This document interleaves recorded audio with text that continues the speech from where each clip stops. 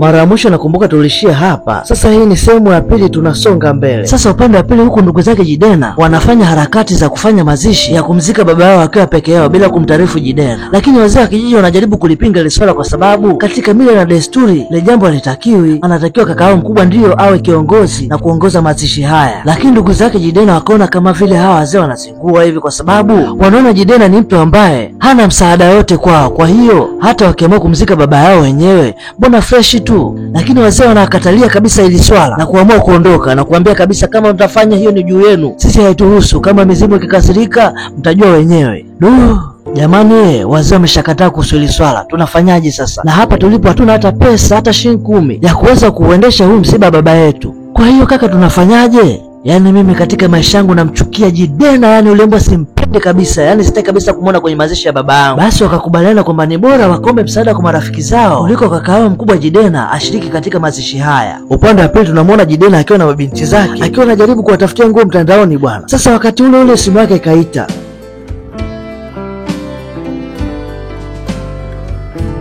Baada ya kupokea ile simu, anapewa taarifa na wazee wa kijiji kwamba ndugu zako wameamua kufanya mazishi ya baba yao wakiwa peke yao bila kuhitaji ushirika wako. Mwamba alishangaa sana, inakuwaje? Haya mambo yamekuwaje kuwaje? Wamewezaje wa jamaa? Baada ya pale anaamua kuaga watoto wake na kuambia kwamba anatoka kidogo anaenda kwa marafiki zake, lakini atakuja sasa hivi. Basi baada hapo akaondoka bwana. Basi watoto wakawa wanaendelea kuchagua magauni pale kwenye mtandao. Unaambia Jidena akiwa kwenye gari alikuwa anaongea kwa hasira sana. Alikuwa anaambia wale rafiki zake kwamba yani hawa madogo wameamua kufanya mazishi ya baba yangu bila ruhusa yangu, ngoja niwafuate huko nikawavunje vichwa wale. Sasa mara ghafla bwana babake kamtokea kwenye gari. Bwana gari ikayumba. Mwamba akapata ajali. Jamaa alishtuka sana baada ya kuona mzimu wa baba yake mzazi. Salale. Mambo hayo. Jambo limekuwa jambo aisee. Mwamba atatoka salama kweli? Bwana mzee baba anatoka lakini kichwa hoi, kichwa kinauma hatari. Hii imekuwaje yani? Baada ya muda wale marafiki zake mapacha wakaja kumpa tafu bwana. Bwana pole sana, hujaumia mzee? Hamna mwanangu, yani mimi pona yangu ni kuvamia ule mtihani. Sasa mshikaji alipofika nyumbani akawa anamuelezea mke wake ni jinsi gani alipopata ajali ile. Lakini Mwamba alikuwa anaficha, kuna vitu alikuwa haviweki wazi hapa. Yani hiyo ilikuwa ni siri yake. Akavuruga huku na huku akaweka story nyingi. Mwisho wa siku mama akamuelewa tu. Pole sana mume wangu, kikubwa umerudi nyumbani salama. Hilo ndio jambo muhimu la kumshukuru Mwenyezi Mungu. Asante sana mke wangu. Baadaye Mwamba ikabidi amuite Amuma. Chapo Amuma huyo akatokea. Umeniita, ulikuwa unasemaje? Habari yako mkuu. Leo baba yangu amenitokea wakati naelekea nyumbani. Baada hapo haja kufanya chochote? Hapana, alinitokea tu. Ndio mimi nimekusaidia. Alikuwa anataka kukuua. Kwa nini anataka kuniua? Kwa sababu ulikosea masharti. Wakuu walikuambia kwamba hawakutakiwa kumzika baba yako mpaka wao waseme, lakini wewe umemzika baba yako. Hapana, sio mimi, ndugu zangu ndio wamefanya hivyo. Huu ni uzembe wako, ulitakiwa ulisimamia hilo jambo lisitimie. Kwa hiyo unafanyaje sasa? Hakuna cha kufanya, lazima upokee adhabu. Lakini kwa sasa kuna adhabu ndogo utapokea kwanza. Mizimu haitokuelewa kabisa.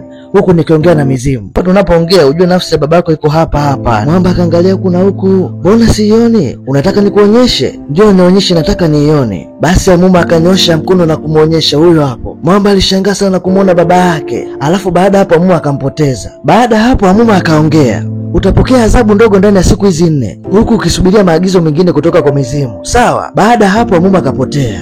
Hii ni noma mzee baba. Mwamba kapagawa, hajui nini cha kufanya. Basi Mwamba unaambia alipolala kuamka tu akashangaa sauti haitoki. Yeye anaongea maneno lakini maneno hayatoki. Mpaka mke akawa anashangaa. Huyu unaongea nini? Kumbe Mwamba ndo anatumikia adhabu yake hapo. Kwani umefanya nini? Mbona uongei? Mwamba ikabidi aonyeshe vitendo tu. Mwanamke kapagawa ujue. Mume wangu amekufanya nini jamani? Mbona uongei? Basi unaambia mama pale akaanza kushusha maombi bwana. Kwa jina la Yesu Kristo ile pepo litoke, lishindwe kabisa ni. Lakini wapi, maombi yamedunda ujue. Mwamba anamwangalia tu afanyeje? Siri anayejua yeye ujue. Kwani baba amekuaje? Mbona sauti haitoki? Erika na Sofia nao walishangaa kumuona baba yao mbona amekuwa vile. Sasa upande wa pili huko Haifani alimfuata mzee wa kijiji na kumlaumu sana na kumwambia kwamba wewe mzee ni mbaya sana. Hivi kwa nini ulimwambia kaka yetu kwamba tumefanya mazishi peke yetu bila kumjulisha? Yule Mwamba hakutakiwa kujua kabisa. Lakini ule mzee wa kijiji akamwambia kwamba nyewe mmefanya makosa, kwa hiyo ni lazima nifanye vile. Lakini wewe mzee, nani alikutuma ufanye hivyo? Kama sio mbea ni nini? Yaani wazee wengine bwana jao kweli yani. Na wewe mzee ukiendelea tabia hii siku nyingine nitakupiga makofi. Kwani umezidi sana tabia zako, hatujazipenda. Kwani sasa umezidi sana kutuingilia. Basi unaambia ilikuwa si mchezo mzee baba. Haifani alimfukia ule mzee kinyama unaambiwa. Na siku nyingine nitakuja nikuwashe wewe mzee. Amini usiamini, sitojali wewe ni nani wala nani. Nitakuja nikuadabishe wewe mzee. Mpuzi sana. Sasa leo Mwamba alikuwa anapata chakula akiwa na familia yake. Bwana si akaongea neno bwana, sauti ikatoka. Watu wakashangilia, baba amepona jamani, baba amepona. Bwana ilikuwa ni furaha iliyoje aisee. Baada ya kuona baba yao ameweza kuongea. Sasa baadaye Mwamba akamwita Amuma. Amuma. Fasta tu Amuma huyo akatokea. Vipi unasemaje? Nashukuru kwa kumaliza adhabu yangu. Kwani sasa hivi naweza kuongea. Kingine mimi na Mizimu tumejaribu kudiscuss kuhusu swala lako, kuhusu hii nafsi ya baba yako, ya kwamba laiti kama mimi nisipokuwa karibu yako, basi baba yako anaweza kukuua wewe. Kwa hiyo kuna agizo limetokea. Hapa inabidi utoe sadaka nyingine ya damu ili kufanya baba yako apotee kabisa. Mwamba akashtuka. Nini? Sadaka nyingine tena ya damu? Na hiyo inatakiwa ifanyike ndani ya siku hizi 7. La sivyo baba yako atakuja kukuua. Baada hapo Amuma hakutaka mambo mengi akapotea. Akamwacha Mwamba pale. Basi unaambia baada hapo Jidena akachanganyikiwa, ikabidi apigie wale marafiki zake wale mapacha aonane nao. Jamani, ujue mimi sielewi kabisa. Ujue Amuma anataka nitoe sadaka nyingine ya damu. Sasa Jidena, wewe unaogopa nini hapo? Kwanza kwani imekuaje mpaka utoe sadaka nyingine tena? Mbona muda bado? Yani wewe acha tu aisee. Eti kwa sababu nimefanya mazishi ya baba yangu kabla ya Mizimu kuniambia. Na wakati hilo sio kosa langu, ile ni kosa la ndugu zangu. Eti leo tena natakiwa nitoe sadaka nyingine ya damu. Yani mwanetu unachekesha sana ujue. Ujue mwanetu kutengeneza pesa sio kitu kidogo ujue. Alafu nikwambie kitu, yani wewe kama una bahati vile. Kwa sababu kila unapotoa sadaka, hela ndo zinazidi kuwa nyingi zaidi. Sasa wewe unaogopa nini? Basi unaambiwa hawa jamaa wote utajiri wao wanapewa na Amuma. Yani utajiri wao wote hawa ni wa nguvu za giza. Na hapa walikuwa wanamjaribu kumshawishi rafiki yao kwamba asiogope. Wewe unaogopa nini mzee? Sisi mbona tushamaliza ndugu zetu wote, tumebaki sisi peke. Acha kuwa fala. Kuwa mwanaume, pambana. Tambua kwamba Amuma ndio kiongozi wetu, kwa hiyo tunatakiwa tumtii kwa kila jambo analoliongea. Sawa mzee baba? Oya singoja tusepe mzee. Ila zingatia maagizo ya Amuma. Baada ya pale Mwamba akarudi nyumbani akawa anatafakari. Sasa haya maisha gani? Huu utajiri nao upata mbona si ufurahii? Yani ni matatizo tu. Akaanza kutukumbusha mara ya kwanza alipokutana na wale jamaa. Kuna kipindi Mwamba alienda kuomba kazi kwenye kampuni inayomilikiwa na haya jamaa mapacha. Akakuta washikaji ni watu walifanikiwa sana. Sasa na Mwamba kwa sababu ya njaa zake akajikuta naye anaingia katika mfumo wa haya jamaa bila yeye mwenyewe kujua aisee. Washikaji wakamwambia kwamba je, utaweza kuwa na sisi? Uko tayari kuwa na siri? Mwamba akasema kwamba yeye yuko tayari kwa lolote ile aondokane na hizo shida zinazomkabili kwa sasa. Basi baada ya pale Mwamba akapewa masharti kwamba inabidi amtoe mama yake kafara. Kumbe jamaa alimuua hata mama yake aisee, noma sana mzee. Sasa baada ya kumuua mama yake bwana, ikawa ndio kama tatizo kama hili yani. Amemuua mama yake lakini mama yake akawa anamtokea baada ya kukosea ile masharti yaliyopewa na Mizimu. Sasa Amuma akamwambia kwamba inabidi umtoe tena baba yako kafara ili mradi tu kuondoa hili tatizo la mama yako kukutokea kama mzimu, maana hii itakuletea shida na mwisho wake wewe utakufa. Na Mwamba alimwambia Amuma kwamba mimi sitaki kufa. Basi Amuma akamwambia kwamba inabidi ufanye hilo swala, utoe kafara baba yako tena ili hili tatizo liishe. Basi ikawa hakuna namna. Baada hapo Amuma akapotea. Sasa Mwamba hapa ndo akawa analaumu, nimemtoa mama yangu, nikaja nikamtoa baba yangu, bado tena hawa washikaji wananiambia nimtoe mtu mwingine. Sasa ni nani tena wanamtaka? Mwamba alichoka sana, unaambiwa pesa anayo, amani hana. Mwamba akawa anaumiza kichwa pale, kwani anaona hakuna furaha yote ya utajiri aliokuwa nao, ni shida tupu tu yani. Wanasema majuto ni mjukuu. Ndo hivyo. Na kwa upande wa pili huku mama naye akawa anahangaika vile vile. Unajua naona kama vile kuna mauzauza huko ndani yani. Mbona pesa wanao lakini mbona hana furaha na hizi mali? Alafu kwa nini mume wake apende kuwasaidia ndugu zake? Kuna siri gani hapa? Sasa leo tena Jidena anaingia chumbani kwake bwana, ghafla babake anamtokea. Lakini muda huu hakumuona bwana. Na unaambia kwenye hichi chumba anakaa Jidena peke yake, haruhusiwi mtu mwingine kuingia ndani. Labda iwe ni dharura tu. Lakini humu ndani analala mshikaji peke yake yani. Sasa baada ya muda Mwamba ndo anakuja kushtuka babake huyo hapa. Aliogopa sana akawa kimbia. Lakini kufungua mlango haufunguki. Pale babake akamfuata.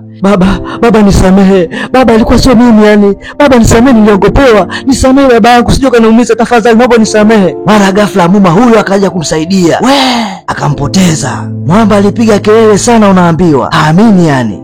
Baada ya pale Amuma akamwambia kwamba inabidi watoe watoto wako wote kafara ili kudhibiti hii nafsi ya baba yako isikutokee, maana itakuja kukuua siku. Jamani, kweli watoto wangu niatoe kafara? Hapana, hapa mimi siwezi. Baada ya pale chapu Jidena akafuata ile rafiki zake. Nataka niulize swali hili moja. Hivi kweli nyie mnanipenda mimi? Yaani nyie hamunipendi kabisa. Sasa hivi ndo nagundua kabisa nyie ni maadui na hamunipendi mimi. Mwanzo mlisema kwamba Amuma ni malaika na atanipatia mimi pesa. Lakini nikauliza kwamba huyo Amuma pesa zake sio za kishetani. Mkasema hapana, Amuma anatoa pesa kwa watu ambao atakaompenda na atakaomtii. Nikakubali. Ghafla Amuma akataka nimuue mama yangu. Nikamuua mama yangu. Tena huyu tena Amuma akataka nimuue baba yangu. Nikamuua baba yangu. Leo tena Amuma anataka niue watoto watoto wangu vipenzi ninaowapenda kutoka moyoni. Hivi kweli hii nitaweza kweli? Na anajua kabisa yani mimi na watoto wawili tu yani, na ndio roho yangu. Sasa ninawapa maagizo kwamba kamwambieni huyo Amuma kwamba siwatoe watoto wangu kafara. Kama anataka niue mimi, na bora achukue mali zake zote aniachie mimi na watoto wangu. Basi potelea mbali bwana, kama anataka kuniua niue mimi siwezi. Yani siwezi kabisa kuoa watoto wangu. Umwambie kabisa nimufikishe ujumbe. Baadaye usiku Amuma akamtokea tena Mwamba.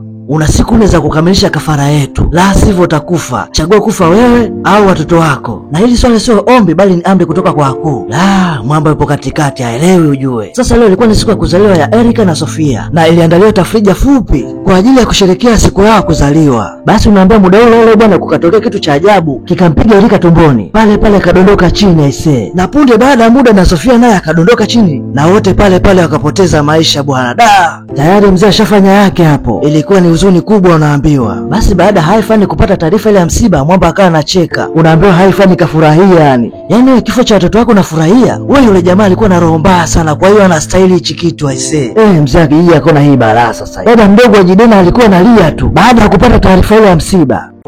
Ni noma sana aisee. Sasa tukitoka kule tunakuja huku tunamuona mlinzi akiwa na dada wa kazi, yani dada ya jikoni. Wakawa kama wanabishani fulani hivi. Sasa muda ule bwana, nafsi ya Erika na Sofia ikatokea, lakini wao hakuwa na macho ya kuweza kuziona hizo nafsi. Zikapita mbele yao na kuingia moja kwa moja mpaka ndani. Hizo zikatokea ndani. Naoma sana aisee. Na zilikuwa kimya, zikasogelea mpaka ukuta kule mbele. Mara tena zikapotea.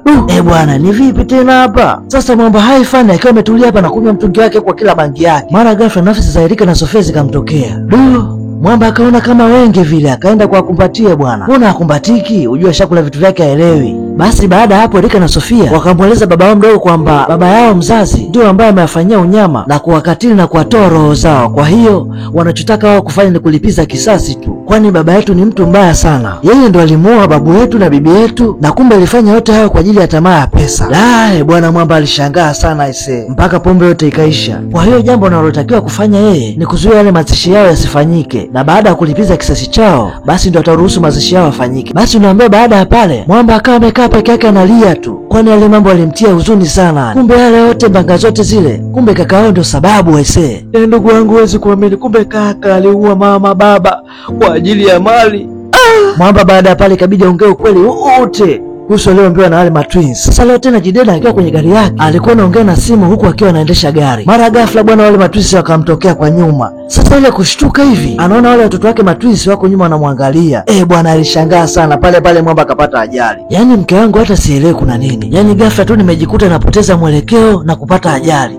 Mwamba alikuwa na siri sana. Anajua mwenyewe kilichosababisha ajali ni nini yani. Ila alikuwa anamzuga mke wake tu hapa. Baadaye Mwamba alipokuwa chumbani, Amuma akamtokea na kumwambia kwamba sasa hivi hakuna cha kuchelewa, unachotakiwa ni kufanya haraka sana kuwazika wale watoto, la sivyo na wewe utapotea. Sawa, nimekuelewa, nitafanya hivyo. Leo Mwamba ameibuka mjini mpaka kwa Jidena. Mume wako yuko wapi? Naomba unisikilize kwa makini shemeji. Yaani mume wako ni mtu mbaya sana. Kwa taarifa, mume wako hizo mali zake zote ni za kishetani. Yeye ndo ameua wazazi wetu na ndio ameua watoto wake, na amefanya yote hayo kwa ajili ya tamaa ya pesa, na ana bahati hatujamkuta, ila akija umpe taarifa zake na swala la mazishi na watoto wake, sisi ndio tutalipangilia hilo swala. Asijaribu kabisa kuingilia, maana tutamuua. Baada hapo wahuni wakasepa.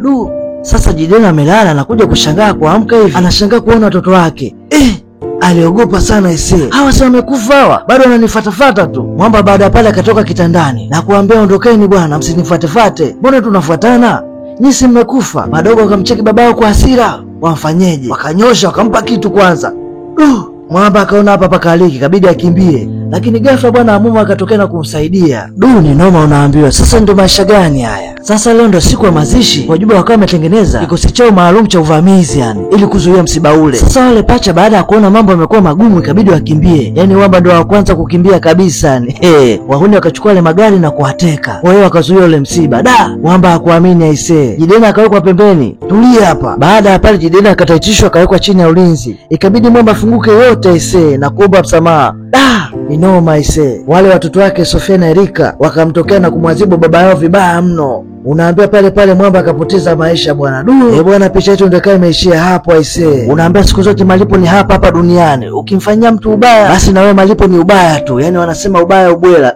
Sijui ndio hivyo. Bwana, mimi naitwa King Ryan MC Sebando, storyteller wako, na hii ni Bongo Movie Recap. Asante kwa kuangalia.